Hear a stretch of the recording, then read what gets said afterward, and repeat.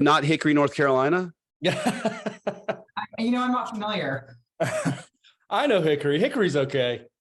Oh, Rivers, dude, we're getting started off really negatively here. Hickory is okay? What are you talking about? It's pretty legit. Y'all have a minor league baseball team or something, right? All right, we're ready to roll. Let's go.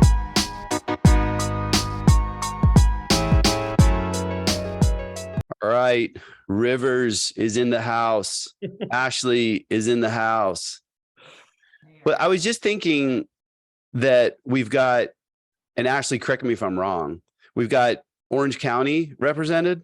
Mm-hmm. We've got Charleston represented. You know it. And then the company itself is headquartered, I believe, in Austin, Texas. So what other cool market could we just add to this list? Like, do we only hire people that are in cool towns? I guess we need to find someone in Nashville. Yeah, I knew that was coming. Although Nashville's getting or Scottsdale. Scottsdale, not Hickory, North Carolina. I'm not familiar. I know Hickory. Hickory's okay. Oh, Rivers, dude, we're getting started off really negatively here. Hickory is okay? What are you talking about? It's pretty legit. Y'all have a minor league baseball team or something, right? We do. We have a minor league baseball team. I didn't know that was our claim to fame, but that's our claim to fame. The Hickory Crawdads. Thomas, who is likes to hide in the background on this podcast. Thomas Sealbinders is our head of product at Model Match. But, when you're a startup, you're not just the head of product. You get to manage the Zoom on a podcast and tell me that my lighting is terrible and that we should probably get some sponsors so we could actually have a real podcast. But nonetheless, Thomas moved Ashley from Southern California. So our company's headquartered in San Clemente. So my business partners are in San Clemente. So Ashley, when I'm out at some point, I'll have to come by and say hello to you. You and I can grab some food. Yeah. So we'll hit Nomads or something and get a poke bowl or whatever like that. And so Thomas, though, Thomas moved from Southern California to Hickory, North Carolina, because he thought it was just that cool. And to make it even cooler, his first week here, I come into the office and he's wearing a Hickory Crawdad hat. So he was fully acclimated. Just fully in, huh? It is so funny because when you look up, I had no idea what Hickory, North Carolina was, being from Orange County. And when I looked it up, like, I'll move to this town. That's just what we did. I was like, wow, they have a minor league baseball team. I'm going to be at every game. And I've been to a lot of games, but I haven't been at every game typically because they don't win at all. But what does that have to do with minor league baseball? That's not why you go. No. It's a blowout every time. I don't know. Yeah, it's like you don't go to watch the game. That's for sure. No, didn't you see the movie? You saw the movie Bull Durham. You're not worried about the game. You're worried about it. So Ashley, and Rivers knows this from our first conversation, and trust me, we will get into the company. I promise. That's the fun part of this podcast is there's no telling what direction this might go. We might talk about the storm that you're getting ready to get, Ashley, and whether or not you're going down to lowers and you're going to surf with the pros for a couple of days while this swell hits, or you can tell me what those ribbons are in the background. Horseback riding. I saw your LinkedIn page and I did see that you were, and then I see we have a friend walking around the background as well, although I don't think that's a horse. Yeah, no, there's two of them back here, actually. There's one on each side. So if you hear weird noises, I promise it's not me. So tell me about the ribbons. Are you you compete clearly? Yeah, I do. I have a horse. His name is Cash. He's pretty cool. Nice name. Yeah, we went from, I'm going to ride two days a week because it's something I did when I was a kid. And I'm like, I'm going to get back into it as an adult, to 0 to 100 and competing all over the West Coast and ranked 10th in the country in our division. And we went 0 to 100 real quick. How about that? So I don't know, forgive me, I don't know much about horses, or what I know about horses is my wife and I eloped when we got married, and we went to she says dude ranch, but I really don't like the way that sounds. So we went to a ranch. We went to a ranch and there were horses on that ranch. And when we rode horses, and she grew up riding horses as well. So when you say you compete, what does that mean? I know the word equestrian, but I know there's a lot of different styles of competition. Yeah, we do show jumping. And so for those on camera, Rivers gets so sick of when I do this, but I love my horse. Like it's hard because I have a picture. Wait, go there. this way. Like, Oh, there. that There you is are. so cool. Yeah. She's a badass, Eric. No, clearly, actually, Yeah. that needs to be your LinkedIn page. I mean, I appreciate that you're hugging the horse in your LinkedIn page, but that's rock star quality right there. Yeah, he's cool. So it's a fun No, hobby. so Pearce, compete with that. What do you do? Excuse me. What do I do? Well, nowadays I don't do too much. I used to be a musician. No, and so we talked about that briefly. Because you and I probably tripped on a lot of the same bands. I might have even seen you play because I went to college on the coast of North Carolina and would go to whatever venues I could get my hands on just to watch college bands. And so, one of the things I love to do with these conversations is not just learn about your business and of course ask questions and help promote for sure. But I love the stories about how people get from one thing to the next. So I guess one question, Rivers, is how do you go from being, a rocker in a band? Yeah. And I'm going to guess your hairstyle was a little bit different and the clothes that you wore was a little bit different. And then as you fast forward and you think about what you're doing today as the, CMO of a tech platform, Sure. How does that happen? Wait, Yeah, man, Rivers, do you have pictures?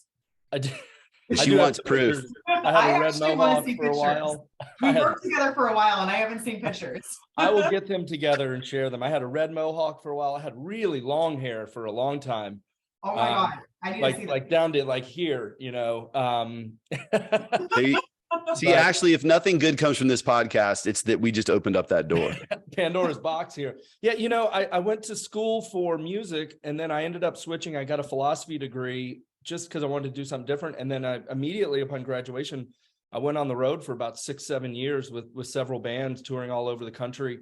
And as I started approaching older 20s, it was pretty evident, like you can make a living, right? You can make a living doing a lot of things, but I was on the road 250 days a year and just, it's a grind. And after, I think about 28 maybe, and just kind of said, I got to do something different. And that was in the early mid 2000s, 2005 or so, probably.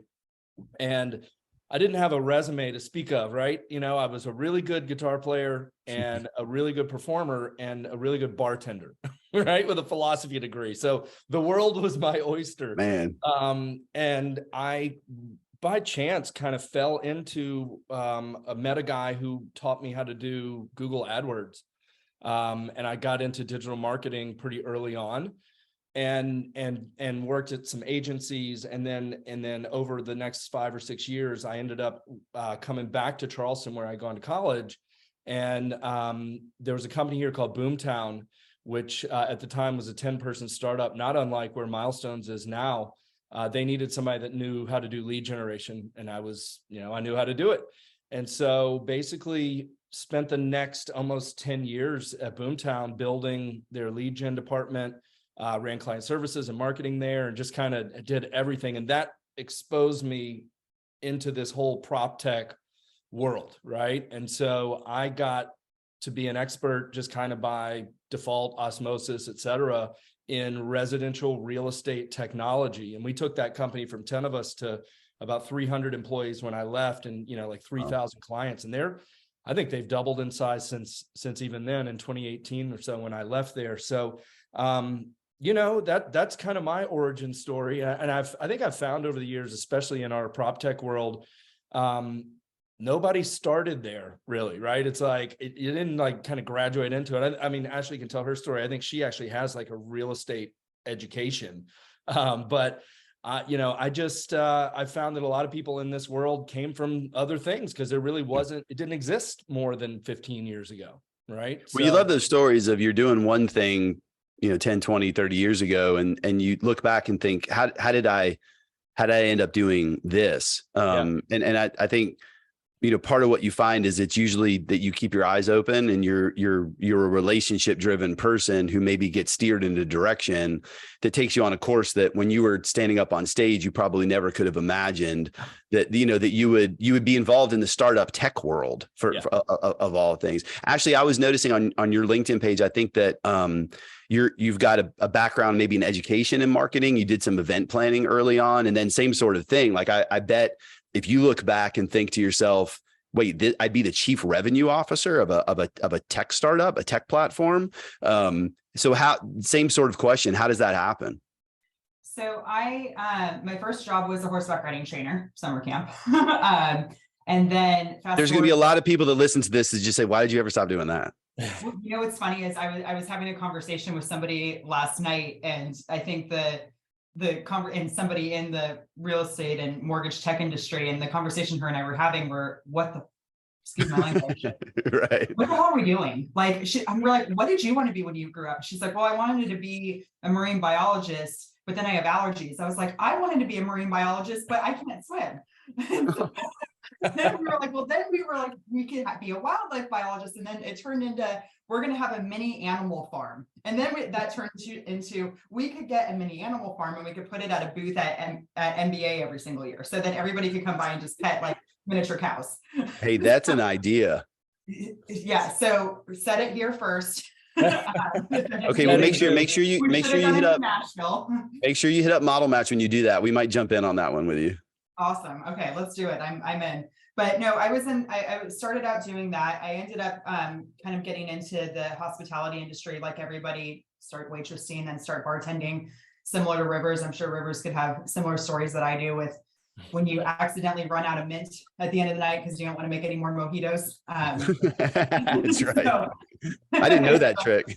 There's certain, if you notice, 86 mint. Anything that requires manual labor all of a sudden you're out of stock on everything. Okay, how about that? Magically. So worked in that industry for a while. Worked for a very large company called SBE Entertainment that involved a lot of the big venues in LA, Hollywood, both nightclubs, restaurants, hotels. Ended up moving out of more of the service section into more of the event and marketing section. But I was based out of a location in Laguna Beach, California. It was Katsuya. For those of you that are familiar with the Katsuya sushi chain, I worked for them doing all of their events. My office was in the Laguna Beach location, and I had a regular that came in. He came in, his wife, well, now wife, at the time wasn't his wife. They used to come in all the time. I always remembered their drinks. One day he told me, he's like, hey, I think my daughter wants to start getting into horseback riding. I said, oh, cool. Let me set you up with our trainers. I know some people, blah, blah, blah. Fast forward, I decided I didn't want to be in the event industry anymore. I was finishing my MBA. Late nights are hard and I was getting tired. And I was like, I'm going to be in real estate. I like real estate. It sounds like a great idea. However, I'm like, I'm too smart to be a realtor. I hope a realtor doesn't listen to this. I'm like, I'm going to do technology because that sounds like a fantastic idea. I Googled real estate tech companies in Aliso Viejo, found a company called Real Estate Digital. The co-founders of it were two guys named Jay Gaskell and John Hensley, for anybody that might know them. John is the regular that came into my bar that I remembered his drink every single night and got his daughter hooked up with horseback riding lessons. Hey, note to anybody that's early stage in their career or any stage in their career for that matter. You don't know who you're talking to. So your game face ought to be on all the time. I love that story. Yeah, no, I texted him and I said, hey, I want a career, not a job. I'm done with the job. I did my hours. I did my time. And so I got hired within a day at Real Estate Digital. They got acquired by Zome. For those of you that are familiar with Zome. And so I worked for them and I continued to kind of work my way up from there. So. That's such a good story. My favorite part though, is that there's this guy that you serve drinks to and you knew what his drink was. So he probably didn't have to order it and you got to know him and he knew you. And now look, you look back and you think, had he never walked into that bar, had he chosen a different bar, a different place to get in there a lot, thank God. So yeah, right? Beach regulars. But then you also had to not mail it in. Like you actually had to not just do your job. You had to sort of exceed expectations. You didn't just deliver him a drink. You delivered an experience, which probably then takes us maybe that's a good segue into Milestone. Milestone Labs. Rivers, you and I talked a little bit about the company, and Ashley, I think we were all connected through a mutual friend, Sue Woodard, which, it's funny. I was telling Rivers if Sue asks, I don't even know what the next thing is. Whatever she's asking, the answer is yes. Like, yes, I'll do that, or I'll talk to this person. So I'm really glad that we could get introduced. But fast forward to Milestones Lab. Tell me a little bit about the company, kind of where it came from and how you guys ended up there. And whoever wants to go first, we want to go ladies first. We'll go ladies first. Yeah, so Milestones was founded by our CEO, Dustin Gray. He has an incredible resume. He was the COO of Realtor.com for a while, oversaw product for RealPage. So he has, a great resume behind him with a lot of successful positions and exits. And he really had this idea of, and kind of going back to relationships, how do you keep those relationships intact, like over non-transactional times and those long periods of time? Because he's one of those people that's very fiercely loyal to everybody he knows, whether if it's his staff, whether if it's his friends, whether if it's his family, whether if it's, his realtor even, or his loan officer. And so that's where his product brain starts to kick in to say, like, what can I do to not only strengthen those relationships, but also, like, day to day when you're living in your home, like, it's hard. Like, right now, I have to call both my appliance people and a plumber because I have a broken toilet and I have a broken refrigerator right now. And so it's just, and everything always happens like it's not one thing at a time. It's always like 2 or 3 things at a time. Right. And so it's like, how do you make that more simple? But then how do you also, in that process with your real estate agent and your loan officer, both of them together, working together as your advisors, like, how do we create that? And so, he did he self-funded the business for the first few years. We did a Series A last year. I know quite a few of our investors, as does Rivers. So the way I came on board is our COO, Mike Malinowski. Him and I actually worked together 2 companies ago when I was at Constellation Software, as well as a couple of our investors telling me what was going on here. And after I started more on the real estate side, over the last 3 years, I've spent more time in the mortgage side of the industry than real estate. And hearing both sides and hearing the problems that both companies or both sides of the business are trying to solve, I'm like, wow, this is literally the product requirements of what I've heard 10 or 20 companies ask for in the last 12 months. And so that's kind of where I made the decision to come over. I'll kind of let Rivers talk to his background and where that came from. Yeah, and I think, to Ashley's point, I mean, that's really where Milestones comes in. And it was something I was passionate about as well, but without really having a framework for it. But I had a friend of mine, Jeff Corbett, longtime industry guy who more on the residential side, but a lot of mortgage experience as well. And he's like, look, I was consulting. This was about 1.5 years ago. I was just a consultant. And he was like, you need to meet this Dustin guy. You guys are like, you got the same vision for things. And he's like way down the road with this product. And I said, great. So I ended up consulting. I just kind of fell in love with the vision that Dustin had and the product. He built this thing in stealth for 3 years or so, right? And that takes some commitment. Mm-hmm. And so what I love the vision. I love the product where it was at the time. And I started doing some consulting with them. And what I liked about it was that it wasn't some vaporware thing, right? It wasn't like this, we've got an idea, let's raise money, let's go build this thing. It was, I've built this thing, here's the vision, I built it, now let's go to market, right? And that's when he started assembling this team with Ashley and me and a few other folks. And, the board is stellar. He put this great team in place and, here we are, right? I came from the world of kind of, the IDX lead gen CRM, world of real estate, residential, and a lot of teams, residential real estate teams. And so, my background was that for the last decade. And what I saw over the years was that these real estate professionals, and by kind of downstream from them, my background isn't heavy in mortgage, was that these real estate and mortgage professionals are so wrapped up in this transaction mindset, right? It's generate lead, nurture lead, close deal, repeat as fast and as many times as you can. Right. And what happens is they get so wrapped up in that cycle. It's like a hamster wheel. I call it almost like an addiction, right? That they just completely ghost their past clients. And so, excuse me, I've generated millions of real estate leads as a part of, part of me says, I helped create this monster of real estate and mortgage professionals ghosting their clients because they're addicted to lead gen and top of the funnel kind of lead gen. Let's go solve it, right? And Dustin was well on his way to solving that. And so I think, that's where Milestones is so attractive to me. And I think, in the grand scheme of things, there's nothing revolutionary about the concept of actually, keeping in touch with people, providing value during the times that they're not transacting. I think what Dustin had seen and where the product is going, and now with this team, is that, this is a solution that is actually, I think it's not a solution looking for a problem. It's really coming in and going to solve that problem for literally the 90% of the time people are living in their home. And I think the industry is just so wrapped up in that 10% when they're transacting that the data supports that nobody works with their real estate or mortgage professional twice, right? In like 1 out of 10, maybe 1 out of 5. And so, that's what we're all passionate about doing, is helping to solve that problem. And I think also what I love about Milestones is, and Ashley, can provide some color here too, is that yes, this is a tool for the industry or the industries of real estate, mortgage, and title. Ultimately, it's a tool for consumers. It's a place for consumers to actually manage their home and get education, maintain their home, find financing, look for property, et cetera, right? Everything from buying, selling, owning, moving.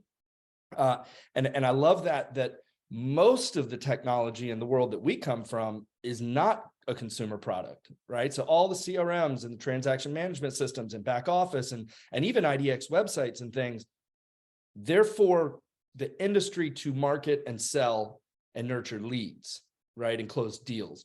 This is a product that the industry gives to their clients to provide value to them, to the consumer. So, that's where my head is on and kind of what drew me into this. I love your perspective of someone that came from lead gen. It's interesting when we think of, what the problems that various technology platforms solve, right? We, with the platform that we've built, takes a really long life cycle and tries to package it into something more efficient so that the user has more time and can focus on priorities.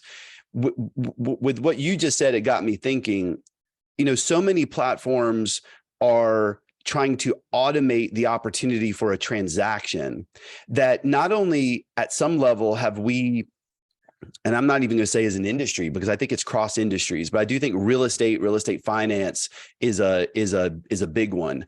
And that is, you've trained the relationship manager, the salesperson, the agent, the loan officer, whoever.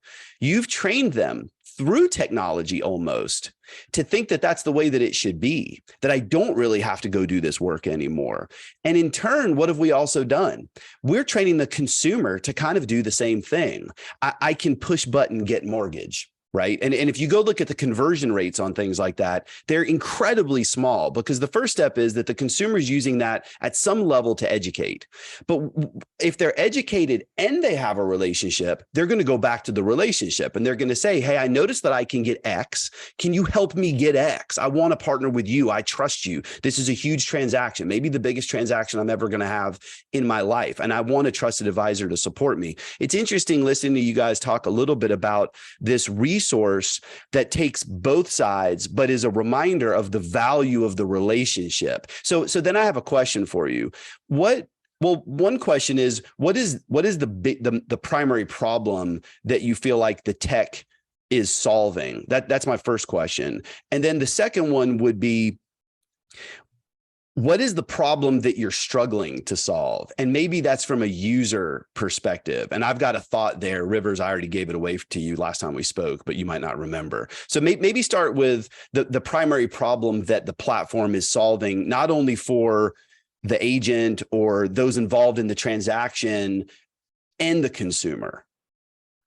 One thing, so and this is one way we kind of split it up when we're explaining this to people too through the sales process. For the homeowner, it's how do you make homeownership simple and give that instant gratification in one place? At me personally, as a homeowner, I have my closing documents in a drawer behind me. I have appliance warranties in a drawer downstairs, and I'm not, and I know Rivers has heard this 100 times. I literally spilt wine and it got into that drawer and the papers are stuck together right now. Wine, not a mojito, wine. This is wine. It's very red. We have empty paint cans in the garage, right? Because you just don't remember your paint color. So you don't want to get rid of the whole can because you still need the lid. We have all these things in all of these different places.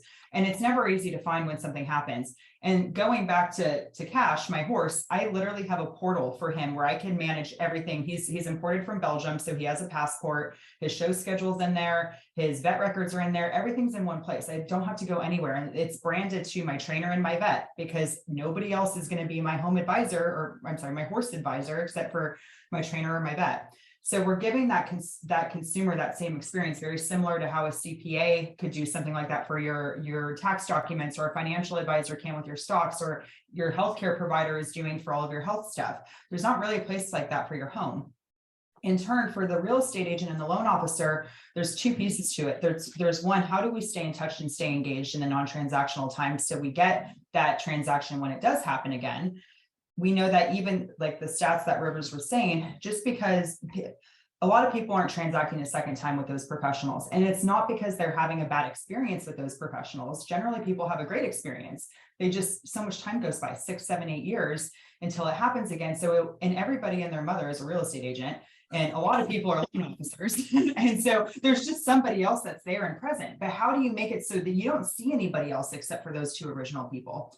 The other piece for the real estate agents and the loan officers is how do we build those relationships with the two of them? So they're working together as a team to service these customers. And how are those loan officers building relationships with realtors?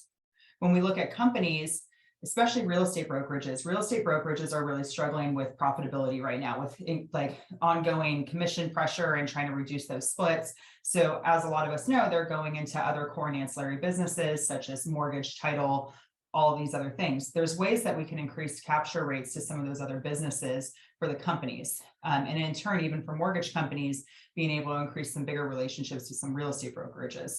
So those are kind of the three different ways we're serving all of the parties. And I'll let Rivers kind of speak to anything else. Yeah, I'll just add, you know, there's an absolute utility for what a product like Milestones does, right? For both the consumer and for the industry professional, the real estate or mortgage professional, but kind of taking it up from a technology stand, like all the way up to more of the philosophical level. I think for us and for me, kind of putting the marketing hat on is, you know, people are like, oh, well, you're a CRM. Oh, you're this, oh, you're that. It's like, no, we're not. We're something else, because those things already exist. And those things have created this environment, much like you said. We've trained the mortgage professional, we've trained the real estate professional, and by proxy trained the consumer that this is how things are done, that these real estate and mortgage professionals are sales agents. They are there when I need them, and they are attached at the hip until we close that deal. And no matter what they say, the data says they disappear after that. You get fridge magnets and you get crappy emails once a month, right? Right. Set clock, Veterans Day, whatever, right? Like, we don't need any of that. There's no actual utility in that. So the relationship suffers there. So I think from my perspective, what we need to do and what Milestones, the product solves the problem of breaking out of that transaction mindset and repositioning the industry professional to the consumer as, I'm more than a sales agent. I'm more than a transaction, you know, facilitator, right? I'm more than real estate search. I'm more than what's my home worth, right? That's where we're trying to solve. And I think up until now, products that were like your IDX enabled website plus CRM plus email marketing, you know, or in the mortgage world, kind of more of the what's my home worth, running, loan valuations, things like that, right? What it's done is, though, even if you wanted to say, oh, well, I'm a trusted advisor, right? I work with only my sphere, I'm sphere based, blah, blah. It's like, again, you could do that. You could say that, but the tool set didn't exist to actually facilitate moving into that being how you really do business. Because without a product like Milestones, you can't scale it, right? And I think that is the issue. It's like, oh, well, you know, Gary Keller's like, well, if you know 100 people, you'll always be in business, or whatever he's like, whatever that stat is. Scaling that out in this day and age with the amount of noise in the marketplace, you know, as Ashley was saying, when they're ready to transact again, it's who's ever just in the flow at that time. The neighbor, somebody on an ad or whatever, right? How do you reposition to say, I'm going to always be in the flow? And that also takes away the agent or the mortgage professional has to be able to say, I'm more than just, are you ready to buy or sell? That's what we're trying to solve. And it's a philosophical change. It's a mindset shift. And the tool set is milestones to say, we're going to attack these in here and in here, and here's the product to do it, right? So I think that's kind of the higher level where we're really trying to solve it. And we have a big platform that does a lot of different things, right? And so, you know, that's my 2 cents on it. When you with you know, being in real estate, and let's just say real estate finance, and I have another, I want to ask about verticals, because my brain is kind of swimming around, you know, where this could go as well. And maybe I'm wrong and you can correct me, but when we talk about real estate professionals, real estate agents, we talk about mortgage professionals, loan officers. And when I say loan officers, I don't just mean loan officers, right? It's the LOs, but it's also those that support the LOs. It's the managers, the regionals, the executive leadership. You know, there is no mortgage company unless you've got originators that are originating loans. There's no revenue. But there's such a huge majority of both sides of that equation. They really still, in my opinion, are pushing towards solutions that keep them from having to do anything. Solutions that put them in a position to do as little as possible and get the greatest gain. I put a post on LinkedIn yesterday that was a buddy of mine that has a marketing company and in the industry, and then one of his buddies they were talking to each other, and he does content marketing for social media, and they were talking about something, and I replied and did a separate post that ended with basically this: yes, drip marketing campaigns should be part of the process. Yes, social media content should be part of the process. But unless somebody's willing to pick up the phone or get face to face with somebody and actually develop trust, which doesn't happen through social media and it doesn't happen through drip marketing campaigns, then you're missing something. And by the way, if you can be successful without that something, bring on the robots. We don't need you anymore. You know, I don't need that agent anymore. I don't need that loan officer anymore. How do you balance that? Because I'm assuming at some level inside of the environment, the agent has to do something. The originator still has to do something. I'm curious, you know, Ashley, how do you balance that? How do you train around that?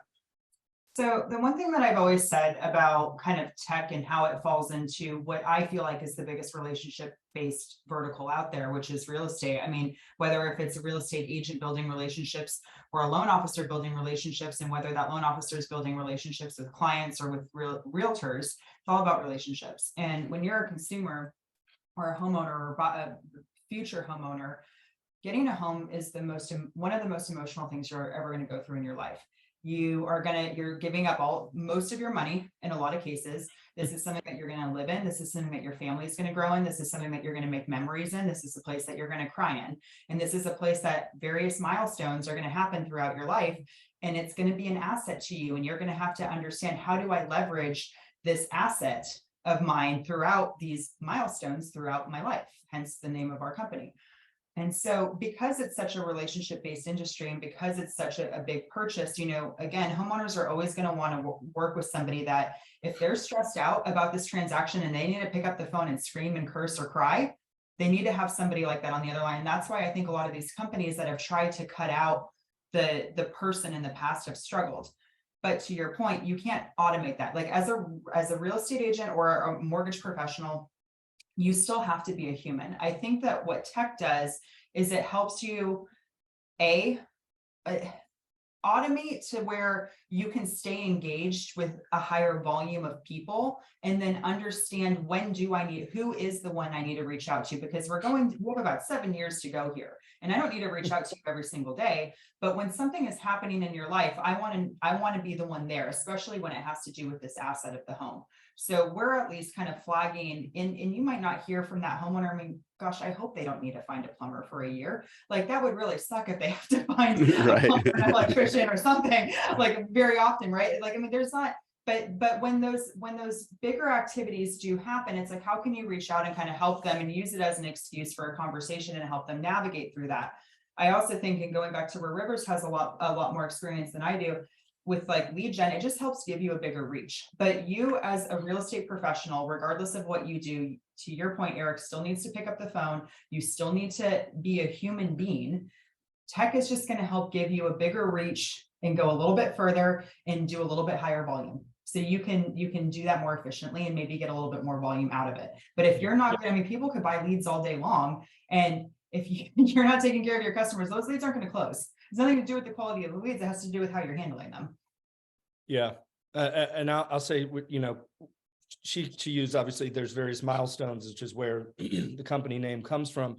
Ultimately, what I think is different is our product is based on life events, right? These milestones in your life. Those are not all good. They're not all bad, but there's a ton of things that happen to the home, to your family, to external things. You need to tap into equity. You need to expand. You need to move. You need to fix something, right? There's all these things that happen, and where technology helps in this day and age, and where I think Milestones is really carving out a new category for the industry, in that if you look at the traditional CRMs in the real estate and mortgage side, there's only a few pieces of data points that you can pull out of there that say, this person is exhibiting behavior that is indicative of X. In those environments, those products and technology tools are built to say, this person is indicative of buying or selling. Right. So again, keeps you in that cycle. Whereas Milestones, yeah, we have that data. We've got a full service provider marketplace. We've got all this education around the various life events and how they impact how your home can help, how they can impact your home, how the finances need to be thought about in various situations. If somebody is running a mortgage estimate, if somebody is clicking on the button to get in touch with a plumber that you recommended, right?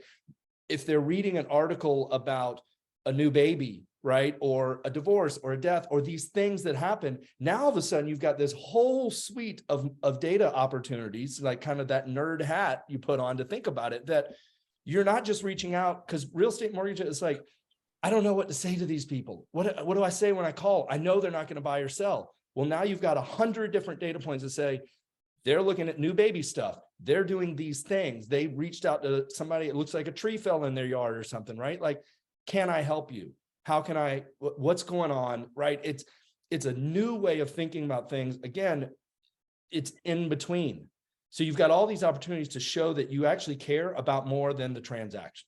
Yeah, no, I mean, what I'm envisioning is this enabling tool that supports, the I love that you keep saying relationship. It supports the value of the relationship pre, during, and post transaction. And then if you're doing all of those things, right, because I said pre and post, then it's not just the transaction. It doesn't end with the transaction. I think, Ashley, you were making a comment earlier, I fight real hard. I get a transaction. I wash my hands, and now I got to go get another transaction. And it's just this constant cycle of transaction. It's not an easy thing though for a salesperson, right? Though, because you're looking at your metrics, and you're looking at your MBOs, and you're looking at your numbers for the month, and you're looking at your personal financial situation. I got to close another deal.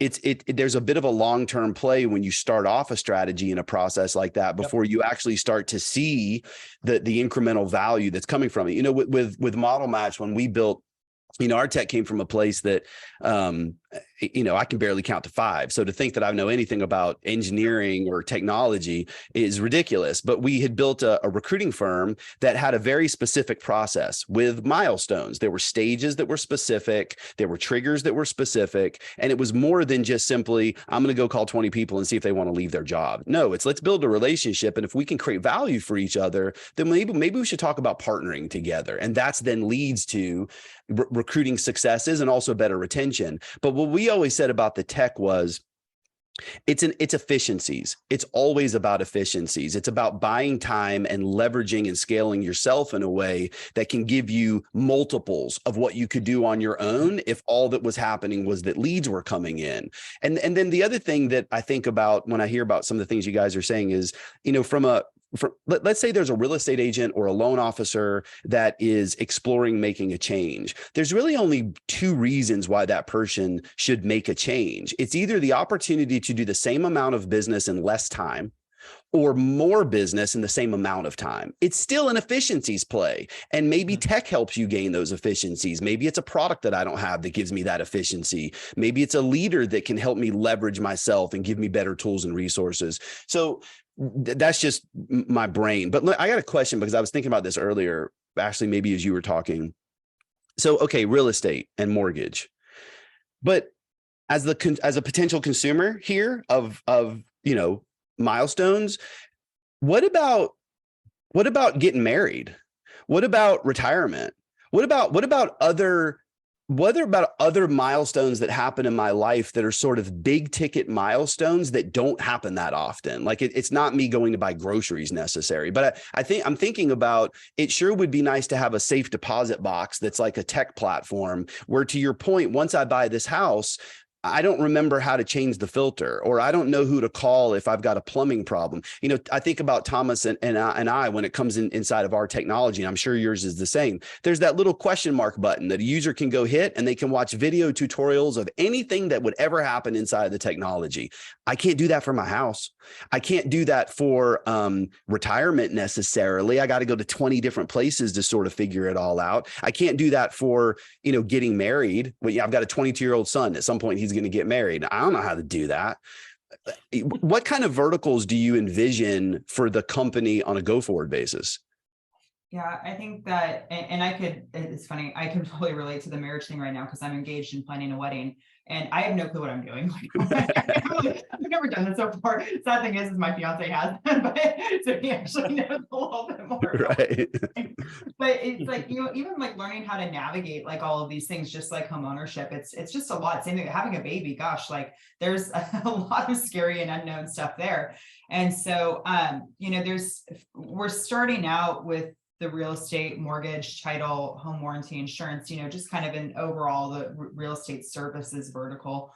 But there's definitely room for opportunity in other areas. And I think we have a CEO with a really big vision that, who knows where the world's going to take us, but we wouldn't be surprised if it happened. Yeah. Well, no, I've got a total knee replacement on Monday. And I've already had one before, so I know what that was like. And the surgery sucks and the recovery sucks, but then you're better. But let me tell you what sucked the most. And you probably already know what I'm going to say. The process of making sure that I had all my documentation, my paperwork, the insurance was lined up, the co-pays and the total out of pocket, and 20 different sources were trying to communicate with me. And the last time they almost had to cancel the surgery because there was miscommunication between the insurance company and the surgeon or the anesthesiologist or something. Well, go to yesterday.